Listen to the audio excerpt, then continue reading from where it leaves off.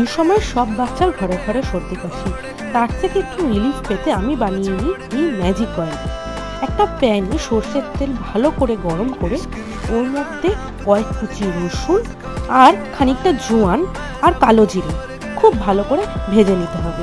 ছোটবেলায় মাকে দেখতাম শুধু রসুন আর কালো জিরের তেল গরম করে লাগানো হতো। তারপর সবকিছু যখন একটু ফুটে উঠবে, রসুনগুলো একটু হালকা বাদামি বাদামি হয়ে যাবে, তারপর আমরা ফ্লেম অফ করে তেলটাকে ঠান্ডা হতে দেবো। তেলটা ঠান্ডা হলে ভালো করে ছেঁকে নেব। ছেঁকে না নিলে কিন্তু মালিশের সময় এই কালো জিরের দানাগুলো স্কিনে লেগে যেতে পারে। তারপর ছেঁকে ওটা একটা পরিষ্কার এয়ারটাইট কন্টেনারে স্টোর করে আমরা 7 দিন মতন রেখে দিতেই পারি। স্নানের আগে আর রাত্রে শোয়ার সময় বুকে, পিঠে, হাতের তালুতে, পায়ের তালুতে, গলায় ভালো করে ম্যাসাজ করলে কিন্তু ওটা ভীষণ আরাম পাবে। তবে দেখে নিতে হবে বেবির সর্ষের তেল স্যুট করছে কিনা।